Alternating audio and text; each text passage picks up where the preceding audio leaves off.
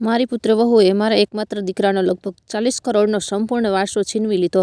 મારી આંખમાં જોઈને તેણે કહ્યું, "તો આખી જિંદગી ભિખારી જ રહીશ. તું વૃદ્ધ થઈ ગયો છે, હવે જઈને યોગ્ય રીતે ભીખ માંગ." તેણે વિચાર્યું કે હું પેન્શન પર જીવતો એક લાચાર વૃદ્ધ માણસ છું, જે તેના માટે કંઈ કરી શકતો નથી. પરંતુ તે જ દિવસે મેં નક્કી કર્યું, હું કાયદા દ્વારા તેની ચમકતી દુનિયાને ટુકડે ટુકડા નાશ કરીશ. જે ઘમંડથી તેણે મને કચડી નાખ્યો, તે જ ઘમંડ તેનું આખું જીવન બરબાદ કરી દેશે. 2 સેકન્ડ રાહ જુઓ જો તમને અથવા તમારા નજીકના કોઈને ક્યારેય આવો અન્યાય થયો હોય. કૃપા કરીને આ વિડીયોને લાઇક કરો, ચેનલને સબસ્ક્રાઇબ કરો અને ટિપ્પણી કરો અને અમને જણાવો કે તમે ભારતના કયા શહેરમાંથી અથવા વિશ્વના કયા સમયે આ વાર્તા સાંભળી રહ્યા છો.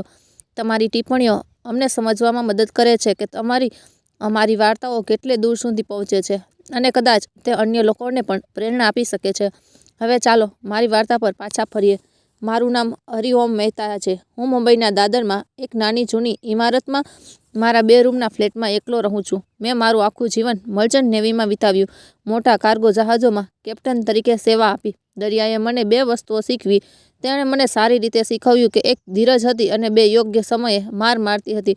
મારો દીકરો આદિત્ય મારી આખી દુનિયા હતો. જ્યારે તેની માતા ઘર છોડીને ગઈ ત્યારે તે ફક્ત 6 વર્ષનો હતો. મેં તેને એકલા હાથે ઉછેર્યો. સરકારી શાળાથી એન્જિનિયરિંગ કોલેજ સુધી મેં બધી જ ફી, દરેક પુસ્તક, દરેક હોસ્ટેલનો ખર્ચ ઉઠાવ્યો. પછી તેણે મુંબઈમાં એક સારી બહુરાષ્ટ્રીય કંપનીમાં કામ કરવાનું શરૂ કર્યું. પવઈમાં એક ફ્લેટ ખરીદ્યો. લગ્ન થયા અને મારી પુત્રવહુ જયા અમારા ઘરે આવી. આદિત્યનું અચાનક અવસાન થયું. રાત્રે ઓફિસથી પરત ફરતી વખતે એક રોડ અકસ્માત થયો. તે રાતથી જ મારું જીવન તોફાન પછીના નિર્જન સમુદ્ર જેવું ખાલી થઈ ગયું. તમે જે વાર્તા સાંભળી રહ્યા છો તેના પછીની જે આદિત્યના ગુજરી ગયાને લગભગ 1 મહિના થયો હતો. મને લાગ્યું કે જયા હવે એકલી છે. તેને પાસે એક નાનું બાળક નિશા છે. ખર્ચ ઘણો હશે. હું તેને મારી થોડી બચતમાંથી થોડી રકમ આપીશ. તેને મારા દીકરાની છેલ્લી યાદ ગણીને હું તે સવારે દાદરમાં મારા નાના રસોડામાં બેઠો હતો. એક જૂની એલ્યુમિનિયમની કીટલીમાં ચા બનાવી રહ્યો હતો. હું મારા જૂના લાકડાના ટેબલ પર બેઠો અને 50 લાખનો ચેક લખ્યો. આ મારા જીવનની રોકડ બચતનો લગભગ 3/4 ભાગ હતો. ચેક પર સહી કરતી વખતે મારી આંગળીઓ ચોક્કસપણે ધ્રુજતી હતી, પણ મારા હૃદયને શાંતિ મળી. જો આદિત્ય ત્યાં હોત તો તેણે કહ્યું હોત, "પપ્પા, જયા અને નિશાનું ધ્યાન રાખજો." મેં ચેક એક પરબીડિયામાં મૂક્યો. મેં મારો સફેદ કુર્તા પાયજામા પહેર્યો. મેં મારો જૂનો પણ સ્વચ્છ ઇસ્ત્રી કરેલો ગ્રે કોટ ઉપાડ્યો અને બહાર નીકળ્યો. દાદરથી પવઈ જવામાં લગભગ 45 મિનિટ લાગી, જેમાં લોકલ ટ્રેન અને ઓટોનો પણ સમાવેશ થાય છે. હું આખા રસ્તે વિચારતો રહ્યો, હું શું કહું? જયા, આ પૈસા રાખો. તમને હમણાં તેની જરૂર પડશે. તમે એકલા નથી. હું છું. પણ પવઈમાં બહુમાળી સોસાયટીમાં તેના ફ્લેટની બહાર જ મેં જે દ્રશ્ય જોયું તે મારા અંદર કંઈક તોડી નાખે તેવું હતું. સોસાયટીના ગેટની બહાર પગ મૂકતાની સાથે જ હું અંદર પ્રવેશ્યો ત્યારે મને કવાયતનો અવાજ સંભળાયો. લાકડા કાપવાનો અવાજ, દિવાલો તૂટવાનો અવાજ અને રંગની તીવ્ર ગંધ. આ બધું મળીને એક વિચિત્ર અસ્વસ્થતા પેદા કરી રહ્યો હતો. હું દરવાજો ખટખટાવું તે પહેલાં જ જયાના ફ્લેટનો દરવાજો ખુલી ગયો. તે સામે ઊભી હતી. એક મોંઘો ડિઝાઇનર સૂટ, કાનમાં બુટી, હાથમાં નવો સ્માર્ટફોન, વાળ એકદમ સ્ટ્રેટ. પાછળથી 2-3 મજૂરો બૂમ પાડી રહ્યા હતા, "મેડમ, શું આપણે આ દિવાલ તોડી નાખીએ? આ તો માર્બલ જેવી દેખાશે ને?" ફ્લેટની અંદર તાજા રંગની ગંધ એટલી તીવ્ર હતી કે મારી આંખો થોડી બળવા લાગી. જયાએ મને ઉપરના માળે બોલાવ્યો. તેણે તેની તરફ નીચે જોયું. તેમણે જબરદસ્ત સ્મિત કર્યું અને કહ્યું, "અરે પપ્પા, અત્યારે સારો સમય નથી. અત્યારે ઘણું કામ ચાલી રહ્યું છે." મેં પરબેડિયું ઊંચું કરીને તેને બતાવ્યું. "હું થોડી મદદ લઈને આવ્યો છું. ખર્ચ ઘણો હશે." તે સવારે વહેલી સવારે હું દાદરમાં મારા નાના રસોડામાં બેઠો હતો. એક જૂની એલ્યુમિનિયમની કીટલીમાં ચા બની રહી હતી અને હું મારા લાકડાના ટેબલ પર બેઠો હતો. 50 લાખનો ચેક લખ્યો. તે મારા જીવનની લગભગ અડધી રોકડ બચત હતી. જયાનો ચહેરો એક ક્ષણ માટે મૂંઝવણથી ચમકી ગયો. પછી બાજુ પર ખસીને તેણે કહ્યું, "ઠીક છે, અંદર આવો. પણ તમે લાંબા સમય સુધી અહીંયા રહી શકતા નથી. કોન્ટ્રાક્ટર તે આવી ગયો છે." જ્યારે હું અંદર ગયો ત્યારે મારી નજર અટકી ગઈ. જૂનું સાદું રસોડું તોડીને એક સંપૂર્ણ મોડ્યુલર રસોડું બનાવવામાં આવી રહ્યું હતું. અયાતી હોબ, ચીમની, મોટા ચમકતા સ્ટીલ રેફ્રિજરેટર જેના પર હજુ પણ પ્લાસ્ટિક. હજુ ડ્રોઈંગ રૂમમાં એક નવો સોફા સેટ રાખવામાં આવ્યો હતો જેના પર હજુ પણ ટેગ્સ હતા. કોઈ મોટા લાઇફસ્ટાઇલ અથવા હાઈ એન્ડ ફર્નિચર શોરૂમનું નામ. ફ્લોર પર પડેલા બોક્સ પર ઇટાલિયન માર્બલ કસ્ટમ કપડાં સિસ્ટમ, ડિઝાઇનર લાઇટિંગ લખેલું હતું. મેં ધીમા અવાજે પૂછ્યું, "જયા, આટલું મોટું રિનોવેશન આદિત્યને ગયાને માત્ર 32 દિવસ થયા છે. જયાએ પોતાના ખંભા ઉછાળ્યા, જાણે કોઈ આ તો નાનકડી વાત છે. પપ્પા, આદિત્ય અને મેં આ બધું પહેલેથી જ પ્લાન કરી લીધું હતું. હવે આપણે શું કરવું જોઈએ? જીવન ચાલતું રહે છે. જો હું કામમાં વ્યસ્ત રહીશ તો મારું મન ઓછું વિચલિત થશે. તેણે કામદારો તરફ જોતા મોટેથી કહ્યું, ભૈયા, હું તમને ફોલ્સ સીલિંગ્સની ડિઝાઇન વોટ્સએપ કરીશ. કૃપા કરીને તેનો ઉપયોગ કરજો. મેં તેને એક પરબીડિયું આપ્યું. આ 50 લાખ રૂપિયા છે તમારા માટે, મારા દીકરા વતી. અંતિમ સંસ્કારના ખર્ચ, ફ્લેટનો EMI અને અન્ય જરૂરિયાતો માટે તેનો વિચાર મને આવ્યો એટલે મેં આપ્યું. તેણે રકમ પર નજર નાખી. તેણે પરબીડિયું ફોલ્ડ કરીને તેના સૂટના ખિસ્સામાં મૂક્યું, જાણે મેં તેને કોઈ નાની અમથી ભેટ આપી હોય. તમે મને કાર્ડ આપ્યું હતું ને? તેમાં ચહેરા પર કોઈ હાવભાવ નહોતો. ના આભાર, ના ભીની આંખો, ના પ્રેમ, ફક્ત એક સૂકી લાઈન, આભાર પપ્પા, તે ઉપયોગી થશે. પછી ઝડપથી તેના મોબાઈલ સ્ક્રીન પર નજર નાખતા તેણે કહ્યું, હું ખૂબ વ્યસ્ત છું. બીજા કોન્ટ્રાક્ટરો પણ આવી રહ્યા છે. તમે પછી ક્યારેક નિશાને મળવા આવી શકો છો. તે સ્કૂલે ગઈ છે. મેં ધીમેથી કહ્યું, મારે સપ્તાહના અંતે આવવું જોઈએ. મેં તેને ઘણા સમયથી જોઈ નથી.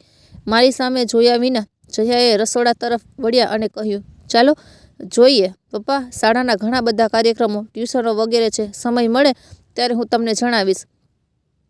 તેના શબ્દો નરમ હતા, પણ તેના અવાજમાં એક સ્પષ્ટ દિવાલ હતી. ફ્લેટની નવી દિવાલો કરતાં અમારી વચ્ચે એક દિવાલ વધુ મજબૂત હતી. હું વધારે દલીલ કરી શક્યો નહીં. દરિયાએ મને શીખવ્યું છે કે તોફાન ક્યારે આવશે તે કેવી રીતે કહેવું. પહેલાં કઈ દિશામાંથી જવું, પછી રસ્તો બદલો. હું શાંતિથી ત્યાંથી નીકળી ગયો. હું લિફ્ટ નીચે ઉતર્યો અને પવઈની તે પોસ્ટ સોસાયટી છોડીને હું ફરીથી ભીડમાં જોડાઈ ગયો. મારા મનમાં ફક્ત એક જ વાત ફરતી હતી, આટલા ઓછા સમયમાં આટલો મોટો પ્રોજેક્ટ, આટલું મોંઘું ફર્નિચર, આટલું મોંઘું માર્બલ, અને ક્યાં પૈસાથી? મારા 50 લાખ તેના માટે દરિયામાં એક ટીપા સમાન હતા. ખરા પૈસા બીજે ક્યાંકથી આવવાના હતા.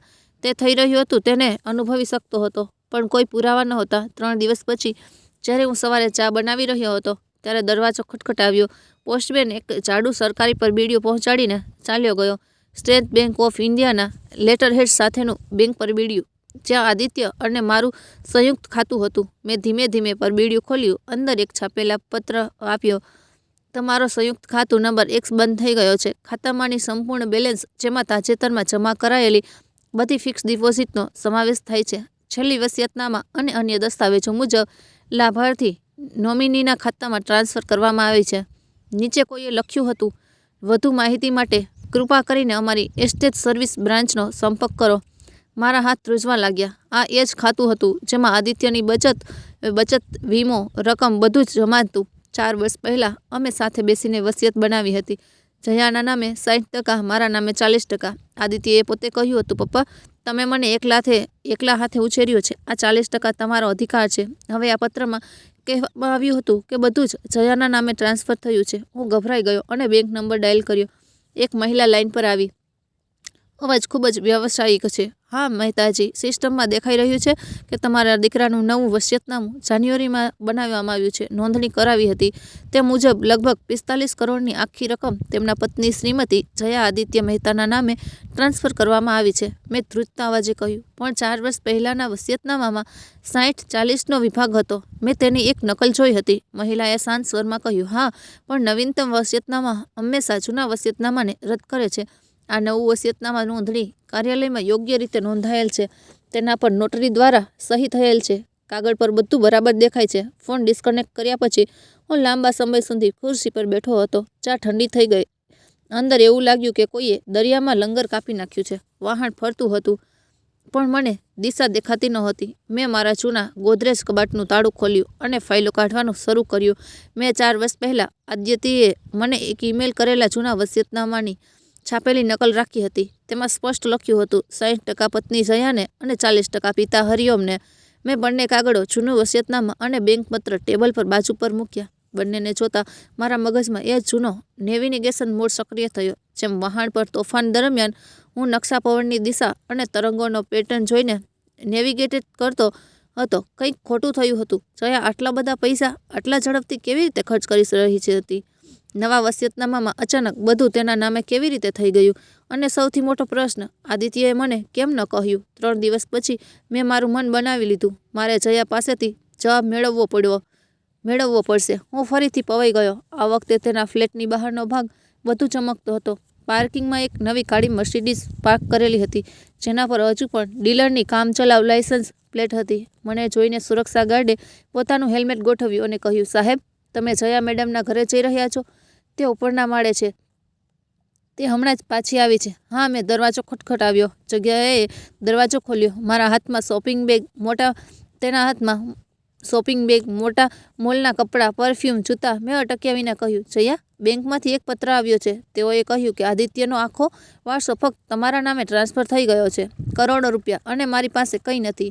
આ કેવી રીતે થયું? જયા એક ક્ષણ માટે અક્કડ થઈ ગઈ. પછી તેણે માથું ઊંચું કરીને કહ્યું, પપ્પા, આદિત્યએ જાન્યુઆરીમાં એક નવું વસિયતનામું બનાવ્યું હતું. તેણે બધું જ મારા નામે ટ્રાન્સફર કર્યું. આ તેનો નિર્ણય હતો. જો તમને કોઈ સમસ્યા હોય તો કોર્ટમાં જાઓ, બેંકમાં જાઓ, જે કરવું હોય તે કરો. મેં જૂનું વસિયતનામું બનાવ્યું છે. મેં તેના રસોડાના નવા કાઉન્ટર ટોપ પર એક કોપી ફેલાવી દીધી અને બેંકનો પત્ર પણ તેની સાથે રાખ્યો. જુઓ, 4 વર્ષ પહેલાં જ્યારે અમે કોફી પી રહ્યા હતા, ત્યારે તેમણે પોતે લખ્યું હતું કે 40% મારા નામે હશે, અને આ પત્રમાં કહેવામાં આવ્યું છે કે તમને આખી રકમ મળી ગઈ છે. ક્યાંક કોઈ છેતરપિંડી થઈ છે. જયાએ તે આવીને મારી ખૂબ નજીક ઊભી હતી. તેની આંખોમાં શીતળતા હતી. જો તમને લાગે છે કે કંઈક ખોટું કર્યું છે, તો જાઓ અને વકીલ રાખો અને કેસ દાખલ કરો. પણ યાદ રાખો કે તમે એક નિવૃત્ત વૃદ્ધ માણસ છો. એક નાનું પેન્શન, દાદરમાં એક જૂનો ફ્લેટ, 15 વર્ષ જૂની કાર, અને હું મારી પાસે પૈસા, વકીલ અને સમય. કોર્ટમાં તમારા જેવા વડીલોની ફાઇલો વર્ષોથી ફરતી રહે છે. એવું લાગ્યું કે કોઈએ મારું હૃદય પર છોરો નાખ્યો હોય. મેં ધીમેથી કહ્યું, મેં તમને આદિત્ય માટે પુત્રવહુ નહીં પણ પુત્રી માન્યા હતા. તેનો ચહેરો અચાનક બદલાઈ ગયો. તેની આંખોમાં તીવ્ર નફરત છલકાઈ ગઈ. તે બૂમ પાડી, આ ભાવનાત્મક વાતો બંધ કરો. પપ્પા, તમે સમજો છો કે તમે જે કંઈ કર્યું તે પિતાની જવાબદારી હતી. તેમના પૈસા, તેમની મહેનત, તેમની નીતિઓ, બધું જ મારો અધિકાર છે. તમે કોણ છો હિસ્સો માંગવાવાળા? મેં શાંતિથી કહ્યું, હું તેનો પિતા છું. તેણે હવામાં હાથ લહેરાવતા કહ્યું. ફરીથી એ જ સંવાદ સાંભળાયો. હરિઓમજી, તમે વૃદ્ધ થઈ ગયા છો. તમારો સમય ગયો છે. તમારા જેવા લોકો કહે છે કે દીકરા, હું તમારા માટે કંઈ પણ કરીશ, પરંતુ વાસ્તવિકતા એ છે કે તમે હવે બોજ છો. જો તમને પૈસાની જરૂર હોય તો હું મારા હૃદયથી પ્રાર્થના કરીશ. તમને સારા રસ્તા પર એક ફૂટપાથ મળે જ્યાં તમે આરામથી ભીખ માંગી શકો. તેમણે છેલ્લી પંક્તિ નરમાશથી પણ ઝેરી સ્વરે કહી. હું તમને સારી ભીખ માંગવાની કારકિર્દીની શુભેચ્છા પાઠવું છું. તેણે કહ્યું, વૃદ્ધ સજ્જન. દરેક શબ્દ મારા હૃદયમાં ખીલીની જેમ ડૂબી ગયો. થોડીક સેકન્ડો માટે મને એક લાચાર, એકલા વૃદ્ધ માણસ જેવો અનુભવ થયો, જેનો પુત્ર પણ ચાલ્યો ગયો હતો, અને હવે મારી પુત્રવધુ બધું છીનવી ગઈ હતી. પણ પછી સમુદ્રનો કપ્તાન મારી અંદર જાગી ગયો. તે તોફાન વચ્ચે પણ ક્યારેય પોતાના વહાણની દિશા બદલતો નથી. મેં તેને શાંત અવાજમાં કહ્યું, આ અહીં સમાપ્ત થતું નથી. જયા, તે બહુ મોટી ભૂલ કરી છે. તે ધાર્યું છે કે હું નબળો છું. તે હસી પડી. એક જોરદાર કટાક્ષભર્યો હાસ્ય. તમે નબળા નથી, કંઈ વાંધો નહીં. પપ્પા, ચાલો જોઈએ. દરવાજો અહીં જ છે. કૃપા કરીને જતા સમયે તેને બંધ કરી દેજો. હું બીજો કોઈ શબ્દ બોલ્યો વિના ત્યાંથી નીકળી ગયો. જેમ જેમ હું પવઈની ચમકતી શેરીઓમાંથી પસાર થઈ અને દાદરની જૂની ગલીઓમાં પાછો ફર્યો, તેમ તેમ મને હજુ પણ મારામાં ઉદાસીનો અનુભવ થતો હતો. દુઃખ ઠંડી જીદમાં ફેરવાઈ ગયું હતું. મને તે રાત્રે બિલકુલ ઊંઘ ન આવી. જયાના શબ્દો મારા મનમાં ગુંજતા રહ્યા. વૃદ્ધ ભિખારી કંઈ કરી શકતો નથી. બધું કાયદેસર છે. જો તમે કોર્ટમાં જાઓ છો તો તમે જોશો કે સવારના 5 વાગ્યા હતા. મેં બારી બહાર જોયું. મુંબઈની શેરીઓ હજુ પણ અડધી ઊંઘમાં હતી, અડધી જાગેલી હતી. આ ચા વેચનારો તેમના સ્ટોલ લગાવી રહ્યા હતા. દૂધવાળો બોટલ વેચી રહ્યો હતો. હું ટેબલ પર બેઠો અને એક જૂની ડાયરી ઉપાડી. મેં એક નામ લખ્યું, રમેશ ત્રિવેદી. તે એ માણસ હતો જેની સાથે મેં મારી યુવાનીમાં સફર કરી હતી. પછી તેણે નોકરી છોડી દીધી અને LLB શરૂ કર્યું, BA, અને આજે તે મુંબઈમાં એક જાણીતા વકીલ હતા જે એસ્ટેટ અને પ્રોપર્ટીના મામલાઓમાં નિષ્ણાત હતા. મેં તેમની તરફ જોયું અને મારી જાતને કહ્યું, જયાને લાગે છે કે મારી પાસે સારા વકીલ માટે પૈસા નથી. તેમને ખબર નથી, જૂના મિત્રો ફક્ત બિલ મોકલતા નથી, કેટલાક સંબંધોનો હિસાબ રાખે છે. સવારે 8 વાગ્યે મેં નંબર ડાયલ કર્યો. હેલો. બીજી બાજુથી એક કર્કશ પણ સ્પષ્ટ અવાજ આવ્યો.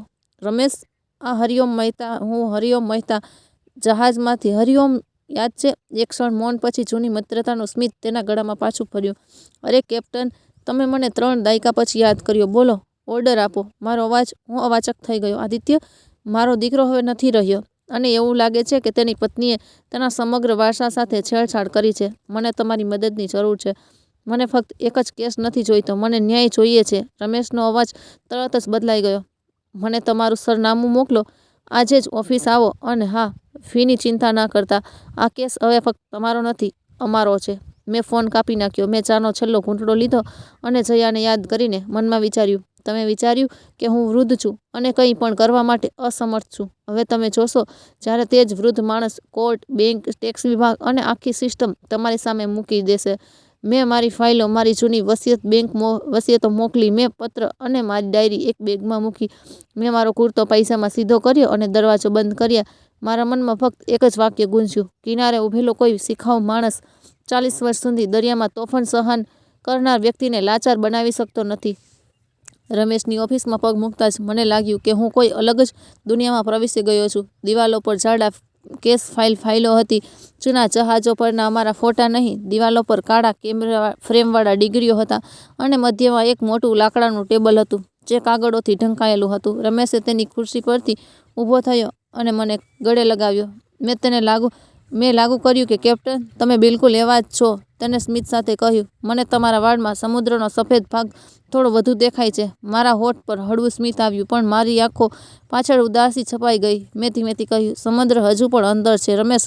ફક્ત આ વખતે ઘરની અંદર તોફાન ચાલી રહ્યું છે. અમે બંને બેઠા. મેં મારી બેગમાંથી જૂનું વસિયતનામું, બેંકનો પત્ર અને મારી એ પાસે જે કંઈ કાગળો હતા તે કાઢીને તેની સામે મૂક્યા. પછી સંપૂર્ણ ધીરજ સાથે મેં શરૂઆતથી અંત સુધી બધું જ કહ્યું. આદિત્યનું મૃત્યુ, જયાના ઘરનું સ્થળાંતર, 50 લાખનો ચેક, પવઈનું નવીનીકરણ, નવું મર્સિડીઝ અને છેલ્લે તેનું વાક્ય, ભિખારી બનીને રસ્તા પર જવાનું. હું બોલતો રહ્યો અને રમેશ ચૂપચાપ સાંભળતો રહ્યો. ક્યારેક તે ફક્ત સમજી જતો, વાત કરતા રહો. તે બસ આટલું જ કહેતો. તેની કલમની ટોચ કાગળો પર ફરતી રહી. જમણી બાજુ તારીખ, ડાબી બાજુ નોંધ. જ્યારે મેં વાત પૂરી કરી ત્યારે તેણે ચશ્મા પરથી મારી સામે જોયું અને કહ્યું, સૌપ્રથમ તમારો ગુસ્સો વાજબી છે. બીજું, ફક્ત ગુસ્સાથી કંઈ નહીં થાય. આપણે શાંત મનથી રમવું પડશે. ત્રીજું, આ બધું જોયા પછી મને લાગે છે કે અહીં ફક્ત લોભ જ નહીં પણ છેતરપિંડી પણ છે. મેં ધીમેથી પૂછ્યું, તમારો મતલબ એ નવી ઈચ્છાશક્તિ છે? મેં એક નકલ ઉપાડીને કહ્યું, જુઓ, જૂનું વસિયતનામું 4 વર્ષ પહેલાં બનાવવામાં આવ્યું હતું. સહીઓ, સાક્ષીઓ અને નોટરી સહિત બધું જ સ્પષ્ટ છે. બેંકમાં રેકોર્ડમાં રહેલી નવી વસિયતનામા જાન્યુઆરીની છે. એનો અર્થ એ છે કે આદિત્યના અકસ્માત પહેલાંનો સમય જ હતો. મને 2 બાબતો ખરેખર પરેશાન કરી રહી છે. એક, તે સમયે આદિત્યની તબિયત કેવી હતી? 2, આ નવું વસિયતનામું બનાવવામાં આવ્યું ત્યારે કોણ હાજર હતું? મેં કહ્યું, આદિત્ય તે સમયે કામમાં ખૂબ તણાવમાં હતો. તેણે 2 વાર થોડું હાઈ બ્લડ પ્રેશરની ફરિયાદ કરી હતી. તે ડૉક્ટર પાસે ગયો હતો, પણ કંઈ એટલું ગંભીર લાગ્યું નહીં કે તેણે વસિયતનામામાં ફેરફાર કરવા વિશે મને કહ્યું પણ નહીં. રમેશ, તેણે ટેબલ પર હળવેથી આંગળી દબાવી. આપણે અહીંથી શરૂઆત કરીશું. આપણને હોસ્પિટલ રિપોર્ટ્સની જરૂર છે, ડૉક્ટરની વિગતો અને આ નવું વસિયતનામું ક્યારે બનાવવામાં આવ્યું તે તારીખ. આ બધું જ એકલા કરી શકાતું નથી. મને વધુ 2 કલાકોની જરૂર પડશે. મેં પૂછ્યું, કોણ? 2 લોકોની જરૂર પડશે. મેં પૂછ્યું, કોણ? તે સહેજ હસ્યો. એક મારો જૂનો ક્લાયન્ટ શરદ સિન્હા. તે પહેલાં આવકવેરા વિભાગમાં અધિકારી હતો. હવે નિવૃત્ત પછી તે સલાહકાર તરીકે કામ કરે છે. ટેક્સ, અકાઉન્ટ્સ, અચાનક પૈસા, તે આ બધી બાબતોનો એક્સ-રે મશીનની જેમ જુએ છે. બીજો એક ખાનગી તપાસકર્તા છે જેને હું જાણું છું. તેનું નામ રાગિણી દેશમુખ છે. લોકોની છુપાયેલા જીવન, સીસીટીવી ફૂટેજ, ક્લિનિક રેકોર્ડ અને પડોશીઓના નિવેદનો શોધવા એ તેનો રોજિંદો નિત્યક્રમ છે. મેં ચિંતા સાથે કહ્યું, આ બધું એક મોટો ઝાડ બનાવવાનું છે રમેશ, અને જો હું હારીશ તો મેં જયાનું નામ બદનામ કર્યું છે અને કોર્ટ કહે છે કે બધું કાયદેસર હતું. પછી રમેશે પોતાના ચશ્મા ઉતારીને ટેબલ પર મૂક્યા. કેપ્ટન, જો જહાજ સમુદ્રમાં સ્થિર રહે તો તે ડૂબતું નથી. કાં તો તોફાનનો રસ્તો બદલો અથવા જહાજનો રસ્તો બદલો. આપણે પુરાવા વિના અહીં 1 ઇંચ પણ આગળ નહીં વધીએ. કોઈ પણ સ્તરે છેતરપિંડી જોતાં જ આપણે વસિયતનામામાં, બેંક પ્રક્રિયામાં કે ટેક્સમાં, પછી આપણે કાયદાને ધ્યાનમાં લઈશું. તેણે ઇન્ટરકોમ ઉપાડ્યો અને કહ્યું, મીના, શરદજીનો નંબર ડાયલ કરો અને રાગિણીને સાંજે 5 વાગ્યા સુધીમાં ઓફિસ પહોંચવાનું કહો. થોડા કલાકો પછી મારી સામે 2 નવા ચહેરા હતા. શરદ સિન્હા, લગભગ 60-65 વર્ષ, પાતળા ફ્રેમવાળા ચશ્મા, પાછળ તીક્ષ્ણ આંખો, હળવી મૂછો અને હંમેશા હાથમાં ડાયરી. રાગિણી, લગભગ 30-35 વર્ષ, કુર્તા અને જીન્સ પહેરેલી, રબર બેન્ડથી વાળ બાંધેલા. તેની આંખોમાં એવો આત્મવિશ્વાસ કે જાણે કોઈ રહસ્ય તેનાથી છુપાવી શકાય નહીં. રમેશે મારા વિશે એક પછી એક બધાને કહ્યું, આ હરિઓમ મહેતા છે, અમારા કેપ્ટન સાહેબ. તેમના પુત્રના વારસાની વાર્તા સીધી નથી. તેમાં ઘણા વળાંકો અને છે. તેમની પુત્રવહુ જયા અચાનક કરોડો રૂપિયા વારસોમાં મેળવ્યા છે અને આપણે જાણવાની જરૂર છે કે રસ્તો સાફ હતો કે કાદવવાળો. શરદે પહેલાં પૂછ્યું, આદિત્યની છેલ્લી આવક કેટલી હતી? કંપનીનો પગાર, બોનસ, શેર? મેં તને જે યાદ હતું તે બધું જ કહ્યું. માસિક પગાર, બોનસ, ઇન્ક્રીમેન્ટ અને આદિત્યએ ક્યારેક વીમા પોલિસીનો ઉલ્લેખ કર્યો હતો. શરદે નોંધ લેતા કહ્યું, જો બેંક 45 કરોડ ટ્રાન્સફર કરે તો તેમાં ફક્ત પગાર અને બચત જ નહીં પણ કંપનીનો વીમો, ખાનગી પોલિસીઓ, મ્યુચ્યુઅલ ફંડના શેર અને કદાચ મિલકતનું વેચાણ પણ સામેલ હશે. આપણે પહેલાં બેંકને વિગતવાર માહિતી માંગીશું. કયા ખાતામાંથી કેટલી રકમ આવી, કઈ તારીખે અને કોના નામે?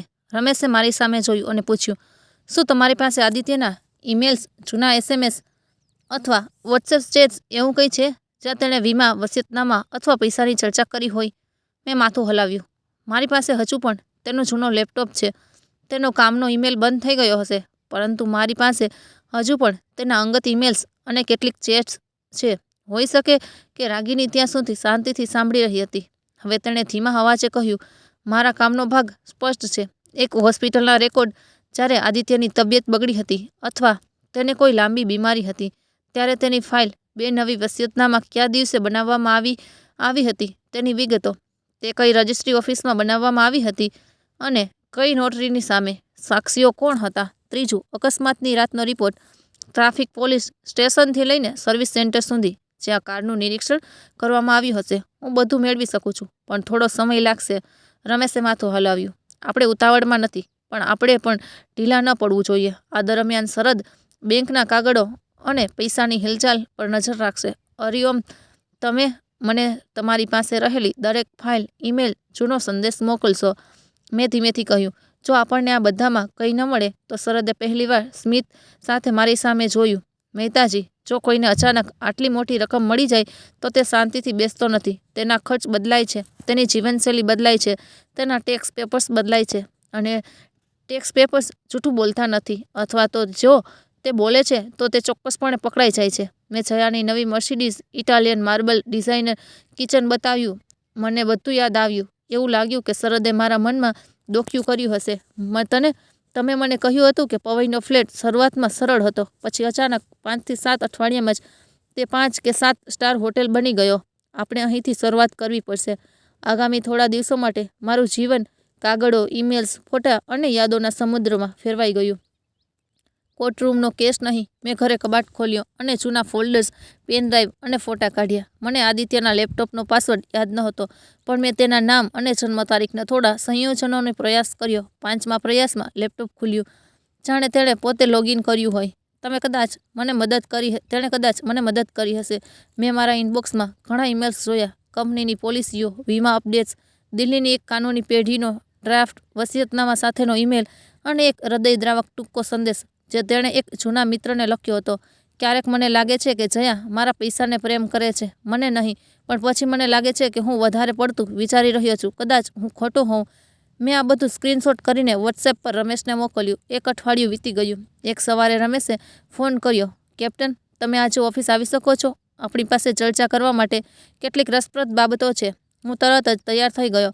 દાદરથી હું ફાસ્ટ લોકલ ટ્રેન પકડીને સીધો CST ગયો અને પછી રમેશની ઓફિસે ટેક્સી લીધી. રૂમમાં પ્રવેશતાની સાથે જ મેં જોયું કે ટેબલ પર મારી ફાઇલો જ નહીં પણ ઘણી નવી ફાઇલો, ફોટોકોપી અને પીળી સ્ટીક નોટ્સ અટવાયેલી હતી. શરદે ડાયરી બંધ કરી અને કહ્યું, મહેતાજી, બેંકમાંથી અમને મળેલી વિગતો કહે છે કે આદિત્યના મૃત્યુના 2 અઠવાડિયા પછી લગભગ કરોડો સીધા જયાના વ્યક્તિગત ખાતામાં ગયા. આ રકમ 3 ભાગમાં આવી. એક કંપનીના ગ્રુપ વીમામાંથી, 2 તેની પર્સનલ લાઈફ ઇન્સ્યોરન્સ પોલિસીમાંથી અને 3 કેટલાક શેર અને મ્યુચ્યુઅલ ફંડ વેચીને. મેં તેને અટકાવ્યો.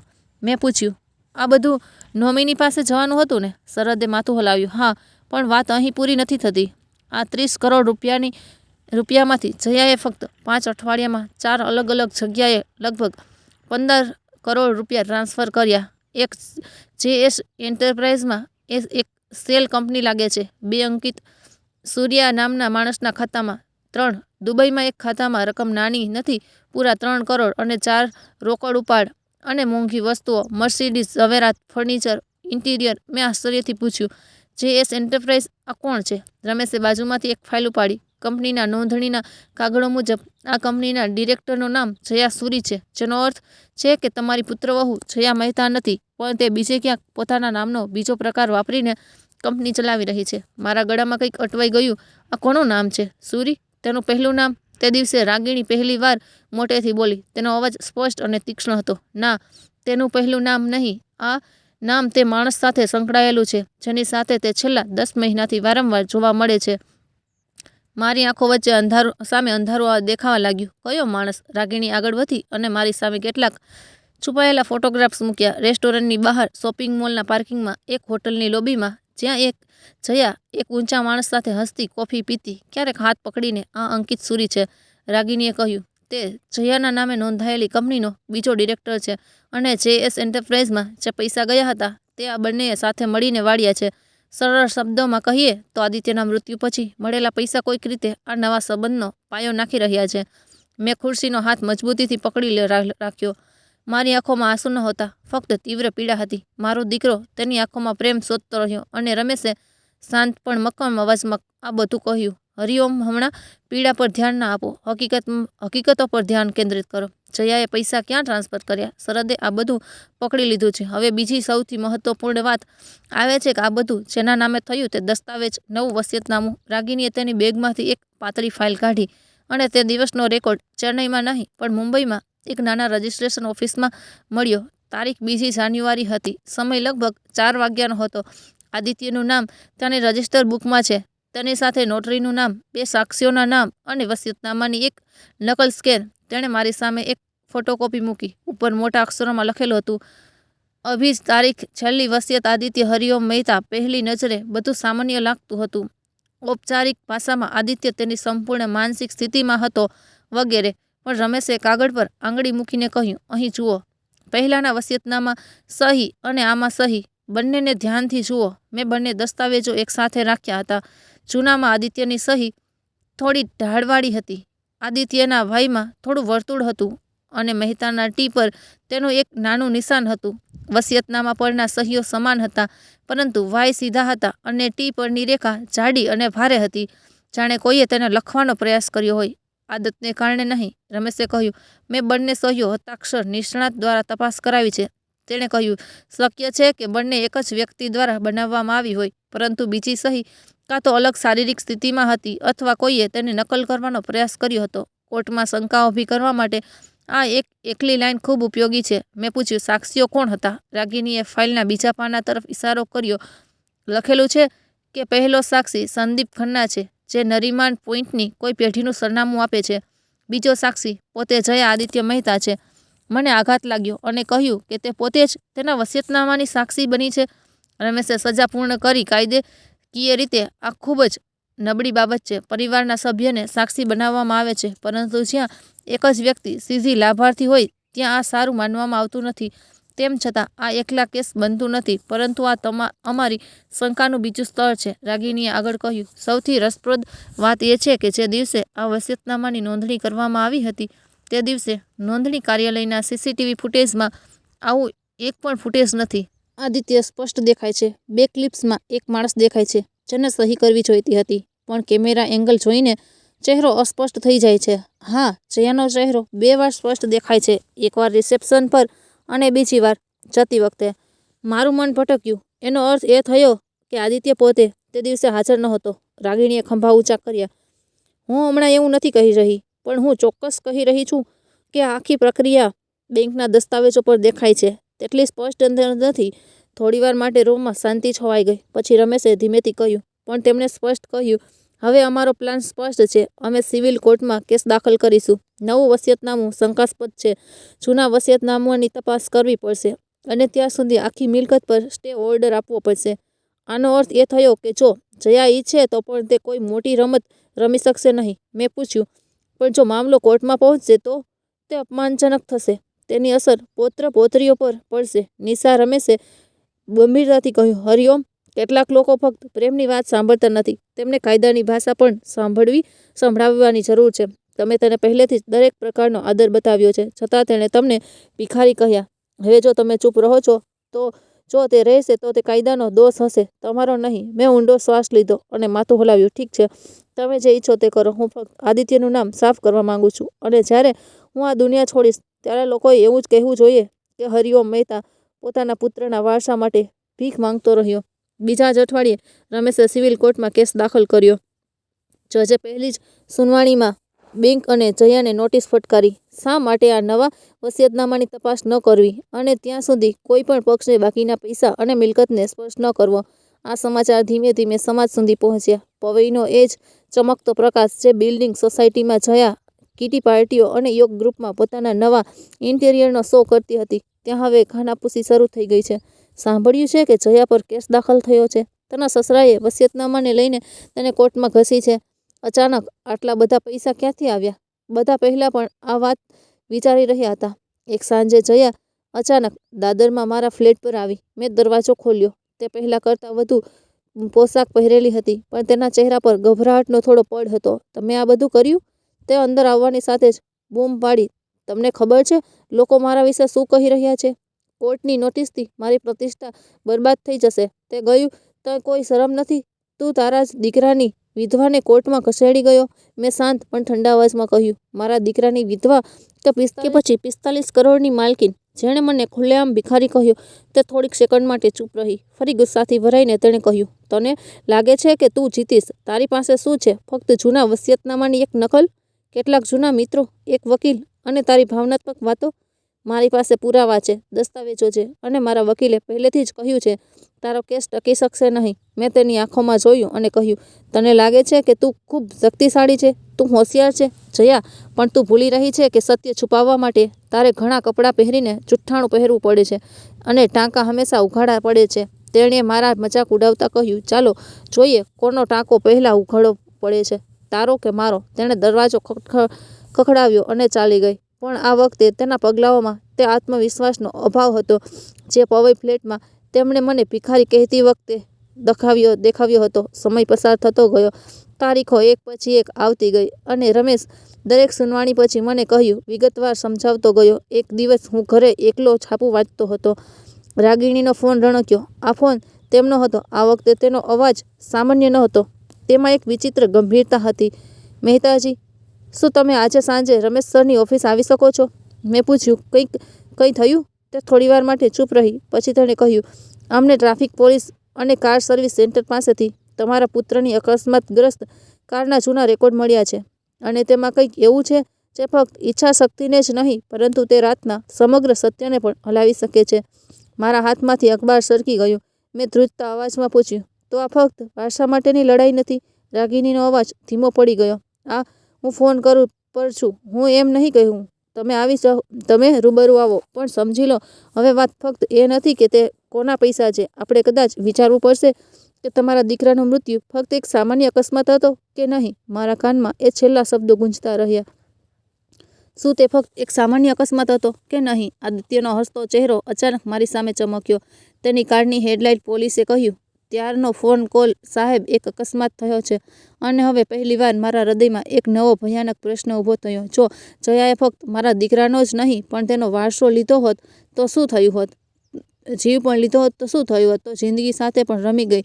તે રાગિણીના ફોન પછી મારા હાથ ધ્રુજતા હતા. એવું લાગ્યું કે કોઈએ અચાનક મારા પગ નીચેથી જમીન ખેંચી લીધી હોય. મેં ઝડપથી મારો કુર્તો પહેર્યો, મારી બેગ ઉપાડી અને રમેશની ઓફિસ તરફ રવાના થયો. દાદરથી ફોર્ટ સુધીનો રસ્તો તે દિવસે પહેલાં કરતાં વધુ લાંબો લાગ્યો. ટેક્સીની બારીમાંથી દેખાતી મુંબઈની ભીડ મને ઝાંખી લાગી, જાણે હું બીજી જ દુનિયામાં પ્રવેશ કરી રહ્યો હોઉં.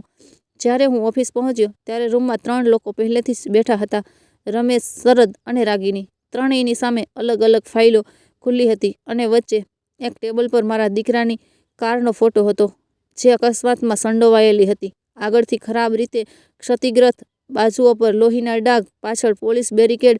રમેશે મને બેસવાનો ઇશારો કર્યો. તેનો અવાજ પહેલાં કરતાં ધીમો હતો. હરિઓમ, અમે તમને જે કહેવા જઈ રહ્યા છીએ તે સાંભળવાની હિંમતની જરૂર પડશે, પરંતુ સત્યથી ભાગવાથી તે બદલાતું નથી. મેં ઊંડો શ્વાસ લીધો. રાગિણીએ પહેલાં મારી સામે એક ફોટો સરકાવ્યો. આ સર્વિસ સેન્ટરનો હતો. રાગિણીએ બીજો ફોટો સરકાવ્યો જે અકસ્માતના 3 અઠવાડિયા પહેલાં લેવામાં આવ્યો હતો. આદિત્યએ તે દિવસે તેની કાર સર્વિસ કરાવી હતી. ફોટામાં આદિત્યની કાર તે જેક પર ઊંચો હતો. એક મેકેનિક નીચે બેઠો હતો. મેં બબડાટ કર્યો અને રાગિનીએ તરત જ મને બીજો ફોટો અને કાગળનો ટુકડો આપ્યો. આ એ જ સર્વિસ સેન્ટરનો રિપોર્ટ છે. તેમાં બ્રેક ઓઇલ પાઇપમાં એક નાની સમસ્યા લખેલી છે, જેમાં રિપ્લેસમેન્ટની ભલામણ કરવામાં આવી છે. પરંતુ નીચે બીજી એક લાઇન છે. ગ્રાહકે તેને બદલવાનો ઇનકાર કર્યો. તેણે ફક્ત એક નિયમિત સેવા માંગી. મેં ભયભીત અવાજમાં કહ્યું, આદિત્યે ક્યારેય બ્રેક જેવી વસ્તુને હળવાશથી લીધી નથી. તે હંમેશા સાવચેત રહેતો. જો તેને ખબર હોત કે કોઈ સમસ્યા છે, તો તે ક્યારેય ના ન પાડત. શરદે તરત જ કહ્યું, મને વાતચીત સમજાઈ ગઈ. અહીંથી વાર્તા બદલવાની શરૂઆત થાય છે. મેં સર્વિસ સેન્ટરનું બિલ જોયું. બ્રેક પાઇપ બદલવા માટે કોઈ ચાર્જ નથી, પણ કેશબુકમાં એક એન્ટ્રી છે. તે જ સાંજે ખાસ સેવા રોકડ ચૂકવણી, અને તે રેકોર્ડ માટે કોઈ ટેક્સ રેકોર્ડ નથી. મેં મારા કપાળ પર હાથ મૂક્યો. રાગિનીએ આગળ કહ્યું, એનો અર્થ એ કે કોઈએ ગુપ્ત રીતે તે જ કારના બ્રેક સિસ્ટમમાં કંઈક કર્યું છે. તે નિયમિત સેવાનો ભાગ નહોતો, અને આ કામ બિલ પર દર્શાવવામાં આવ્યું ન હતું. પછી તેમણે બીજો કાગળ રજૂ કર્યો. મેં મેકેનિકને શોધી કાઢ્યો. તે શરૂઆતમાં ખૂબ ડરી ગયો હતો, પણ જ્યારે તેને લાગ્યું કે મામલો હવે પોલીસ સુધી પહોંચી શકે છે, ત્યારે તેણે જે કહ્યું તેનાથી બધા ચોંકી ગયા. તેણે કહ્યું કે એક દિવસ મેડમ આવી હતી. એક ઊંચા કાકા તેની સાથે હતા. તેણે કહ્યું કે બ્રેક્સને થોડા નબળા કરવાની જરૂર છે. તે તુરંત જ ફેલ થવા જોઈએ, પરંતુ જો અચાનક વધુ ઝડપે બ્રેક લગાવવામાં આવે તો કાર લપસી શકે છે. બદલામાં મને ઘણા પૈસા મળ્યા, અને તેને નામ ન લેવા કહ્યું. મારું હૃદય ધબકવા લાગ્યું. મેડમ? મારા અવાજમાં ડર અને ગુસ્સો બંને હતા. રાગિનીએ સીધો જવાબ આપ્યો, ના. તેણે ફક્ત અંકિત સુરીનો ફોટો અને જયાનો ફોટો મારી સામે મૂક્યો. મેકેનિકે કહ્યું કે મેડમ એ જ છે જે દર વખતે મોંઘી ગાડીમાંથી નીચે ઉતરે છે, અને તેમની સાથે રહેલા કાકા પણ 2-3 વાર આવી ચૂક્યા છે. થોડીક સેકન્ડ માટે રૂમમાં સંપૂર્ણ શાંતિ છવાઈ ગઈ. હું ખુરશી પર સીધો બેઠો હતો, પણ મને એવું લાગ્યું કે હું ફરીથી સમુદ્રની વચ્ચે ઊભો છું, અને એક મોટું તોફાન મારા પર આવી રહ્યું છે. હું ભાગ્યે જ એક શબ્દ પણ બોલી શક્યો, અને આ અકસ્માત થયો. રમેશે ઊંડો શ્વાસ લીધો અને કહ્યું, અમે હમણાં એવું નથી કહી રહ્યા કે અમે કોર્ટમાં હત્યા સાબિત કરીશું, પરંતુ અમે ચોક્કસપણે કહી રહ્યા છીએ કે આ ફક્ત એક સામાન્ય અકસ્માત નહોતો. બ્રેક સિસ્ટમમાં ચેડા કરવામાં આવ્યા છે, અને મિકેનિક પૈસા લીધા, અને જે અઠવાડિયે સેવા પૂરી થઈ તે જ અઠવાડિયે આદિત્યએ જયાના નામે એક નવું વસિયતનામું બનાવ્યું. આ બધું શું ઉમેરે છે? હરિઓમ, મેં ધીમેથી કહ્યું. એક યોજના. રમેશે આગળ ઝૂક્યું. તેની આંખો મારામાં ઊંડાણપૂર્વક જોઈ રહી હતી. કાયદાકીય દ્રષ્ટિએ અમે તેને હત્યા કહીને કેસ દાખલ કરીશું નહીં, પરંતુ અમે ચોક્કસપણે કહીશું કે વસિયતનામા શંકાસ્પદ છે. આદિત્ય તે સમયે દબાણ હેઠળ હતો, અને અકસ્માત શંકાસ્પદ હતો. આનાથી 2 બાબતો સિદ્ધ થશે. એક, સિવિલ કેસમાં ન્યાયાધીશ જયા પર ખૂબ જ શંકા કરશે. બીજું, પોલીસને જૂના કેસની તપાસ કરવાની ફરજ પડશે. ફાઇલ ફરીથી ખોલો. શરદે પોતાનો પક્ષ આગળ મૂક્યો, અને જયા પહેલેથી જ ટેક્સ બાજુથી ફસાઈ ગઈ છે. અચાનક સેલ કંપની દુબઈ ટ્રાન્ઝેક્શન દ્વારા કરોડો રૂપિયા આવી ગયા. આ બધું આવકવેરા અને અન્ય વિભાગો માટે ચેતવણી છે. ફક્ત એક ફરિયાદ અને અટેચમેન્ટ ઓર્ડર પૂરતો હતો. હું થોડીવાર ચૂપ રહ્યો. પછી મેં ધીમેથી પૂછ્યું, અને નિશા મારી પોતરી છે? રમેશનો અવાજ ધીમો પડી ગયો. અમે આ બધું ફક્ત તેના માટે જ કરી રહ્યા છીએ, કેપ્ટન, જેથી કાલે જ્યારે તે મોટી થાય ત્યારે તે એવું ન કહે કે દાદાએ ચૂપચાપ બધો અન્યાય જોયો અને કંઈ કર્યું નહીં. તે જ સાંજે રમેશે પોલીસને વિગતવાર અરજી આપી. અકસ્માત શંકાસ્પદ છે. નવી માહિતી બહાર આવી છે. સર્વિસ રેકોર્ડમાં વિસંગતતા છે. બ્રેક સિસ્ટમ સાથે ચેડા કરવામાં આવ્યા હતા. વધુમાં, આગામી સિવિલ કોર્ટની સુનાવણીમાં તેમણે ન્યાયાધીશને સ્પષ્ટપણે કહ્યું, માનનીય કોર્ટ, આ ફક્ત પૈસાનો મામલો નથી, પરંતુ ચારિત્ર્ય અને ઇરાદાનો પણ છે. જે વ્યક્તિ જયાને કરોડો રૂપિયાના લાભ મળવાના હતા, તે શંકાસ્પદ સંજોગોમાં કરવામાં આવેલા વસિયતનામાનો મુખ્ય લાભાર્થી છે, અને જે વાહનની ખાસ સેવા દરમિયાન હાજર હતી તેની બ્રેક સિસ્ટમ સાથે ચેડા કરવામાં આવ્યા હતા. ન્યાયાધીશે પોતાના ચશ્મા ઉપરથી જયા તરફ જોયું.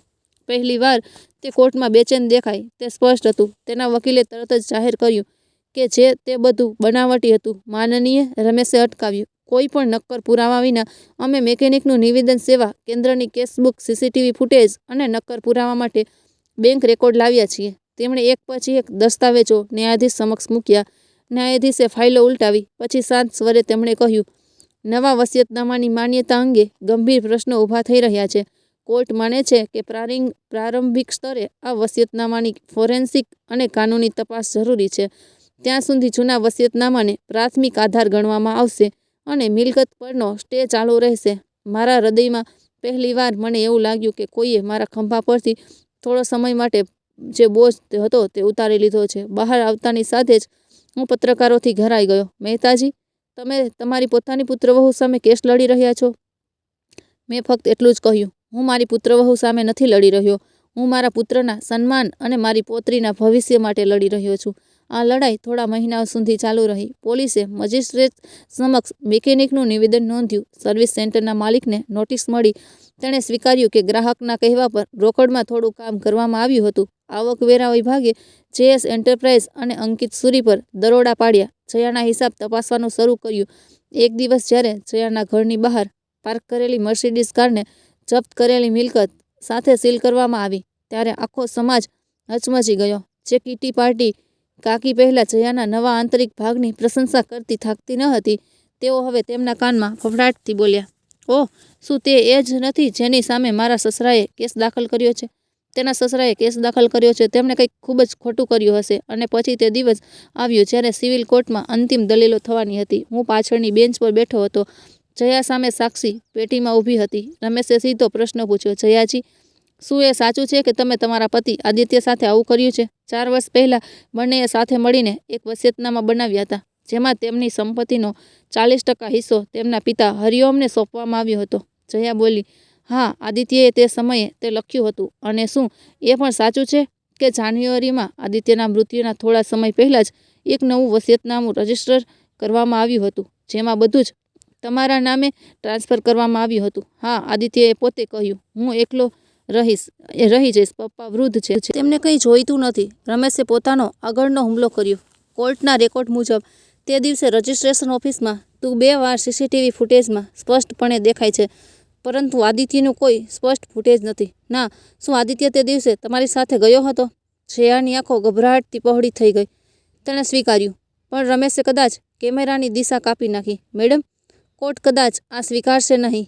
હવે આગળનો પ્રશ્ન, શું તમે અને અંકિત સૂરીએ જેએસ એન્ટરપ્રાઇઝ નામની કંપની બનાવી હતી, જ્યાં તમે બંને ડિરેક્ટર છો? આ મારો અંગત વ્યવસાય છે. તેમણે હળવાશથી કહ્યું, જો પૈસા તમારા પતિના મૃત્યુ પછી આવ્યા હોય તો તે હવે વ્યક્તિગત નથી. રમેશે ઠંડા સ્વરે કહ્યું, કંપનીના ખાતામાં ટ્રાન્સફર કરાયેલા કરોડો રૂપિયા સીધા આદિત્યના વીમા અને રોકાણોમાંથી આવ્યા હતા. અને પછી તે જ પૈસા તમે મર્સિડીઝ ખરીદી, ઇટાલિયન માર્બલ લગાવ્યું અને દુબઈમાં નોંધપાત્ર વ્યવહારો કર્યા. કોર્ટ જાણવા માંગે છે કેમ? જયા ચૂપ રહી. તેના વકીલે તેનો બચાવ કરવાનો પ્રયાસ કર્યો. મારો અસીલ માનસિક તણાવથી પીડાઈ રહ્યો છે. રમેશે તરત જ જવાબ આપ્યો, તે કદાચ માનસિક તણાવ છે, પરંતુ જ્યારે આ જ મહિલાએ મારા અસીલ ઓમજીને ભિખારી કહ્યો અને તેમને ફૂટપાથ પર મોકલવાની વાત કરી, ત્યારે કોઈ તણાવ નહોતો. તે સમયે તેણી એટલી આત્મવિશ્વાસ ધરાવતી હતી કે તેમને લાગ્યું કે આ વૃદ્ધ માણસ તેની સામે કંઈ કરી શકશે નહીં. કોર્ટરૂમમાં થોડો હંગામો થયો. ન્યાયાધીશે હથોડી વગાડી, ચૂપ રહો. પછી રમેશે છેલ્લો અને સૌથી મહત્વપૂર્ણ પ્રશ્ન પૂછ્યો, જયાજી, શું તમે તે તમારા કોઈ નજીકના વ્યક્તિએ આદિત્યની કારની બ્રેક સિસ્ટમ સાથે ચેડા કરવા માટે સર્વિસ સેન્ટરના મેકેનિકને પૈસા આપ્યા હતા? જયાની આંખોમાં ડર સ્પષ્ટ દેખાઈ રહ્યો હતો. ના, બિલકુલ નહીં. આ બધું જૂઠું છે. તે મેકેનિકે જૂઠું બોલ્યો. રમેશે કાગળ ઉપાડ્યો. મેજિસ્ટ્રેટ સમક્ષ મેકેનિકનું નિવેદન અહીં છે. તેણે સ્પષ્ટપણે કહ્યું કે એક મહિલા અને એક ઊંચા કાકાએ તેની પાસેથી કામ કરાવ્યું હતું.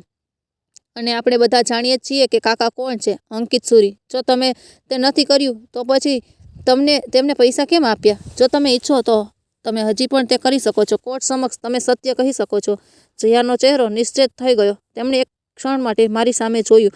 હવે તેના ચહેરામાં કોઈ ગર્વ નહોતો, ફક્ત ડર અને ભાંગી પડવાની લાગણી હતી. અંતે તેણી કંઈ બોલી નહીં અને પક્ષોનો દલીલો સાંભળ્યા પછી જ ન્યાયાધીશે પોતાનો આદેશ આપ્યો. આ કોર્ટના મતે નવી વસિયતનામામાં અત્યંત શંકાસ્પદ સંજોગોમાં બનાવવામાં આવી હતી. પુરાવા અને સંજોગો દર્શાવે છે કે લાભાર્થી જયાના વર્તન, નાણાકીય વ્યવહારો અને અકસ્માતની આસપાસના તથ્યો આ વસિયતનામાની માન્યતા પર ગંભીર પ્રશ્નો ઊભા કરે છે. તેથી આ કોર્ટ નવી વસિયતને અમાન્ય અને જૂની વસિયતને અમાન્ય જાહેર કરે છે. જયાના નામે 60% અને હરિઓમના નામે 40% હિસ્સો ધરાવતું વસિયતનામું માન્ય માનવામાં આવશે. વધુમાં, આ કેસના સંભવિત છેતરપિંડી અને ગુનાહિત કાવતરાના પાસાને ધ્યાનમાં રાખીને આખી ફાઇલ ફોજદારી અદાલત અને સંબંધિત વિભાગોને આગળની કાર્યવાહી માટે મોકલવામાં આવે છે. મારા કાનમાં 2 પંક્તિઓ ગૂંજતી રહી. નવું વસિયતનામું અમાન્ય, જૂનું વસિયતનામું માન્ય. આનો અર્થ એ થયો કે હું ભિખારી નહોતો, પણ છેતરપિંડી કરતો પિતા, છેતરપિંડીથી છેતરાયેલો પિતા હતો. આનાથી મહિનાઓ પછી ફોજદારી કેસોમાં શું બન્યું તેનો સારાંશ મળ્યો. જયા અને અંકિત સૂરી પર છેતરપિંડી, બનાવટી દસ્તાવેજો અને કચોરીનો આરોપ મૂકવામાં આવ્યો હતો. લાંબી ટ્રાયલ પછી કોર્ટે તેને થોડા વર્ષની જેલ અને ભારે દંડ ફટકાર્યો.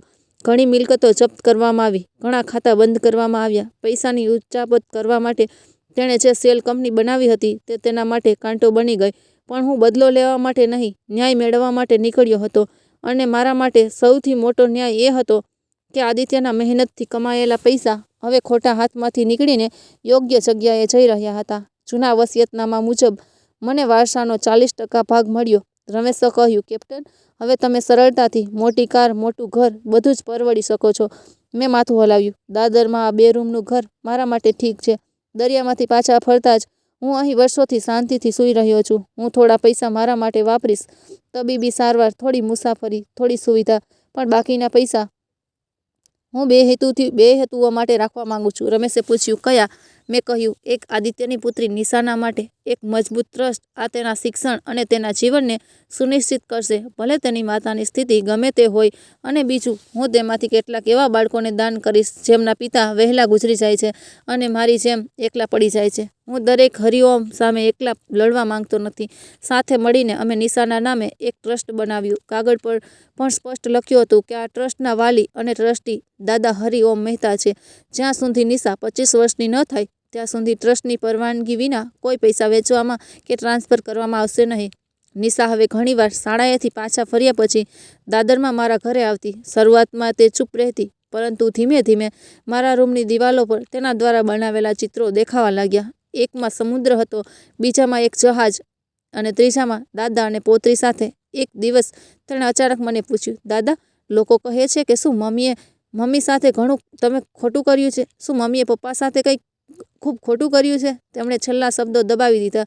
મારું હૃદય ચીસો પાડી, પણ હું બહાર શાંત રહ્યો અને તેના માથા પર હાથ ફેરવ્યો. દીકરા, આ તો પુખ્ત વયના લોકોનો મામલો છે. આનો નિર્ણય કોર્ટ અને પોલીસ લે છે. બસ આટલું જાણી લે, પપ્પા તને ખૂબ પ્રેમ કરતા હતા અને દાદા પણ. અમે બંને હંમેશા ઈચ્છતા હતા કે તું સુરક્ષિત અને ખુશ રહે. અમે કોઈ માટે તારા હૃદયમાં ઝેર નહીં નાખીએ. કોઈ વાંધો નહીં. તેમણે ધીમેથી માથું હલાવ્યું અને મારો હાથ પકડીને કહ્યું, હું ફક્ત તમારી સાથે રહેવા માંગુ છું. તે રાત્રે હું લાંબા સમય સુધી સૂઈ શક્યો નહીં. હું બારી બહાર જોતો રહ્યો. શહેરની લાઇટો દૂર હતી, સમુદ્રનો મધુર અવાજ, અને મને ક્યાંક આદિત્યનો વિચાર આવ્યો. તે ક્યાંથી આપણને જોઈ રહ્યો છે. થોડા સમય પછી જયા જેલમાંથી જામીન પર બહાર આવી ગઈ.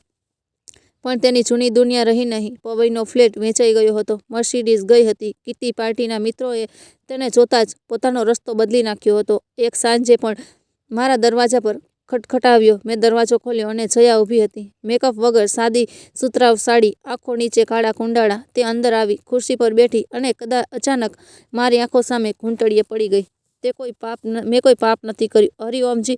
મને ખબર છે મેં એક ગંભીર પાપ કર્યું છે. લોભમાં, ડરમાં, ભ્રમમાં મેં અહીં આવીને બધું બરબાદ કરી દીધું. મેં તમારા દીકરાનો વિશ્વાસ તોડી નાખ્યો. મેં તમારું દિલ તોડી નાખ્યું. તમે કદાચ મને કાયમ માટે માફ નહીં કરો, પણ કૃપા કરીને મને મારી દીકરીને જોવા દો, મળવા દો. તેને મને નફરત ન કરાવો.